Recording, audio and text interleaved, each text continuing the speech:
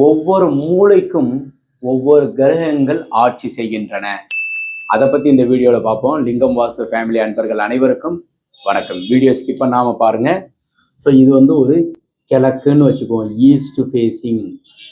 அப்போ ஈஸ்ட்டுக்கு உண்டானவர் யாருன்னா சூரியன், அட்மினிஸ்ட்ரேட்டர். கிழக்கு மேற்குக்கு உண்டானவர் சனி பகவான், அட்மினிஸ்ட்ரேட்டர். ஆயில், நீடித்த ஆயிலை குடிப்பார். கிழக்கு பகுதியில் கண் சம்பந்தப்பட்ட ஆரோக்கியத்தையும் மேம்படுத்துவார். இது வடக்கு, புதனுக்கு உண்டானவர். நேர் எதிர்புறத்தில் தெற்கு. செவ்வாய், இஞ்சிக்கு மிஞ்சின மருந்தும் கிடையாது, சுப்பிரமணியருக்கு நிகர் தெய்வமும் கிடையாது. அப்ப கிழக்கும் வடக்கும் சந்திக்கிறது வடகிழக்கு. இந்த மூளைக்கு உண்டானவர் யாருன்னா குரு பகவான். அதனாலதான் இங்க போர்வெல்லும் மழைநீர் சேகரிப்பும் சம்பும் அமைக்கணும். மேலும் குரு பகவானுக்கு உண்டான எண் என்ன? 3. அதனாலதான் 3 பேர் இங்க இருப்பாங்க.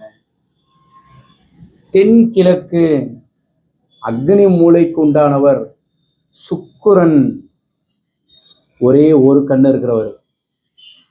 ஸோ இந்த மூளைக்கு உண்டான கிரகம் சுக்கிரன், அக்னி மூலையில். அதனாலதான் உயரமா ஏறி போற படியும் சமையல் அறையும் இருக்கணும்னு சொல்றது.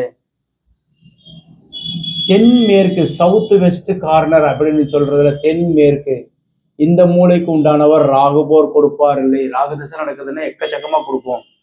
இந்த மூலையில பெட்ரூமும் அதற்கு அருகாமையில பூஜை அறை வைக்கணும். வடமேற்கு, வடக்கு மேற்கு சந்திக்கிற இடம் வடமேற்கு, வாயு மூளை.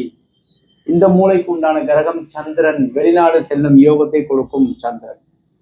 லிங்கம் சார், இதுல நீங்க கொடுத்துருக்கிறது ஒரே ஒரு கிரகம் வரலைன்னா, நடு மத்திய சென்டர்ல கேது பகவான். 9 கிரகங்களை அழைத்து பிரவேசம் செய்வது.